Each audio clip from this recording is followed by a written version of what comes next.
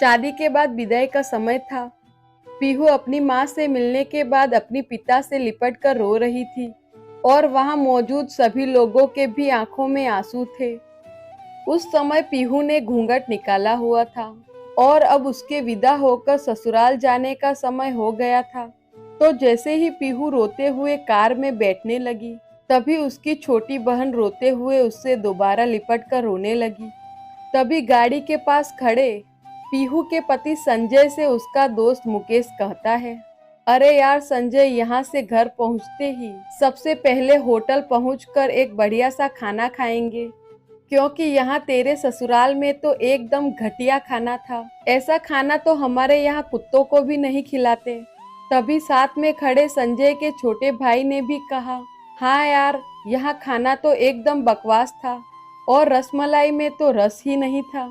ये कहते हुए वो तीनों ही जोर जोर से हंस रहे थे।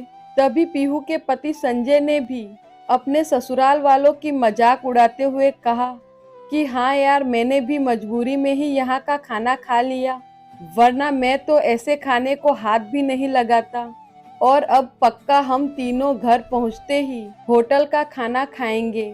अपने पति के मुंह से ऐसी बातें सुनकर पीहू कार में बैठती बैठती रुक गई और उसने गुस्से से सबके सामने अपना घूंघट हटाते हुए कार के दरवाजे को जोर से बंद किया और आंखों में आंसू लिए पीहू अपने पिताजी के पास चली गई और उनका हाथ पकड़कर उनसे ये कहा कि पिताजी, मैं ससुराल नहीं जाऊंगी, मुझे ये रिश्ता बिल्कुल मंजूर नहीं है। ये बात पीहू ने इतनी जोर से कहा कि सब लोग उसकी बात सुनकर हक्के बक्के रह गए। सब लोग पीहू के नजदीक आ गए और पीहू के ससुराल वालों पर तो जैसे पहाड़ ही टूट पड़ा हो। वजह क्या थी ये किसी को भी समझ नहीं आ रही थी। तभी पीहू के ससुर जी ने आगे बढ़कर पीहू से पूछा कि पीहू बेटी, क्या बात है, तुम अचानक ही शादी होने के बाद अपनी विदाई होने के समय क्यों शादी को नामंजूर कर रही हो। तभी पीहू कुछ देर चुप रहने के बाद अपने आंखों में आंसू लिए अपने ससुर जी से बोली, बापूजी, आपको पता है मेरे माता पिता ने अपने सभी सपनों को मारकर हम सभी बहनों को इतना पढ़ाया लिखाया और काबिल बनाया, और आप जानते हैं कि एक बाप के लिए उसकी बेटी क्या मायने रखती है। वैसे आप और आपका बेटा कभी नहीं जान सकते, क्योंकि बापूजी आपके घर में तो कोई बेटी है ही नहीं। क्या आप जानते हैं मेरी शादी में आने वाले बारातियों के लिए खाने पीने की एक भी कमी न रह जाए, इसलिए पिताजी पिछले 3 महीने से रात को 3 बजे तक जागकर मेरी माँ के साथ ये योजना बनाते थे कि रसोइया कौन होगा और खाने में बारातियों के लिए किस किस तरह का खाना बनवाना है और बारातियों को कहाँ बिठाना है, ताकि कहीं किसी को बुरा न लग जाए। और शायद आप यह नहीं जानते कि मेरी माँ पिछले 1 साल से एक भी नई साड़ी नहीं खरीदी, क्योंकि मेरी शादी में पैसों की कोई कमी न हो जाए। और आज भी मेरी शादी में मेरी माँ मेरी बड़ी बहन की साड़ी पहनकर खड़ी है। और ये तो कुछ भी नहीं, मेरे पिताजी भी 150 रुपए की इस शर्ट के नीचे कई छेद वाली बनियान पहनकर खड़े हैं। और यह सब सिर्फ इसलिए ताकि मेरी शादी में कोई कमी न रह जाए। लेकिन इतनी मेहनत करने के बावजूद भी आज इस शादी में आपके बेटे को रोटियां ठंडी लगी, उसके दोस्त को पनीर बकवास लगा और मेरे देवर जी को तो रसमलाई में तो रस ही नहीं मिला।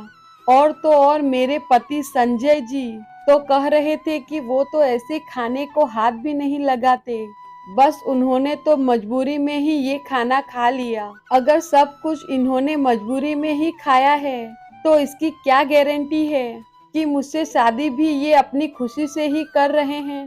कल को संजय जी ये भी कह सकते हैं कि मुझसे भी इन्होंने मजबूरी में ही शादी की है। और पीहू रोते हुए अपने ससुर जी से ये भी कह रही थी कि जिस माता पिता ने मेरी शादी में दिन देखा न रात, बस शादी की तैयारियों में लगे रहे, उन माता पिता पर आज आपके बेटे और उसके दोस्त यूं जोर जोर से हंस रहे थे और उनकी इतनी बेइज्जती कर रहे थे।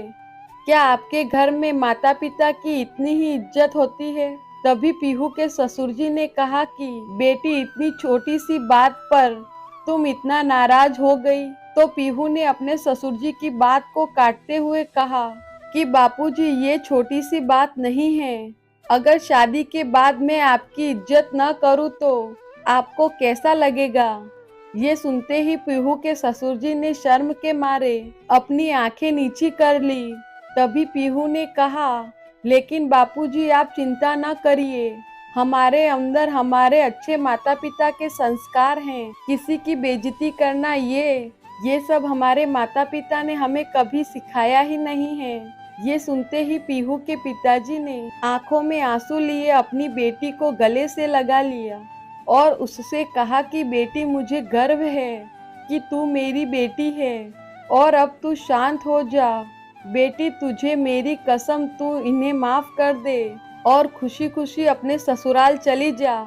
तभी पीहू का पति संजय भी पीहू के पिताजी और पीहू से हाथ जोड़कर माफी मांगता है और ये कहता है कि बापूजी, मुझे माफ कर दो, सारी गलती मेरी ही है, लेकिन आज आपकी बेटी ने मुझे एक पिता की इज्जत करना सिखा दिया और आज के बाद मैं हर किसी के माता पिता की हमेशा इज्जत करूंगा। उसी वक्त पीहू के ससुर जी भी आगे आकर अपनी बहू पीहू के सर पर हाथ रखकर कहते हैं कि मैं तो बहू लेने आया था, लेकिन ईश्वर बहुत कृपालु है।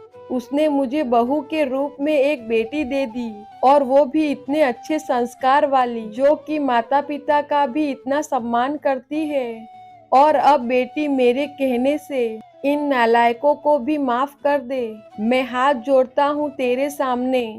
तभी पीहू अपने ससुर जी के दोनों हाथों को पकड़ लेती है और कहती है कि नहीं बापूजी, आप मेरे पिता के समान हैं, कृपया आप मेरे सामने हाथ मत जोड़िए। तभी पीहू के पिताजी भी कहते हैं कि समधी जी, आप मेरी बेटी के सामने हाथ जोड़कर कृपया हमें शर्मिंदा मत कीजिए। मेरी तो आपसे बस इतनी ही प्रार्थना है कि आप मेरी बेटी को अपनी ही बेटी समझना और इससे कभी कोई गलती हो जाए तो इसे माफ कर देना।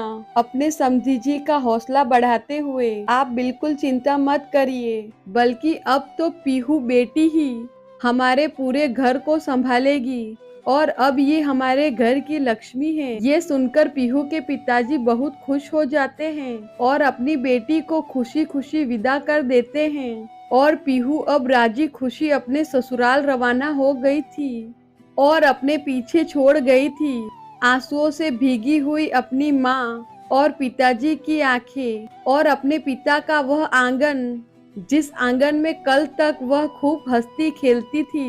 तो दोस्तों, बेटी माँ बाप का अभिमान वह एक अनमोल धन होती है और दोस्तों, अपनी छाती पर पत्थर रखकर वो अपनी प्यारी बेटी और अपने जिगर के टुकड़े को उसकी शादी करके उसे विदा करता है।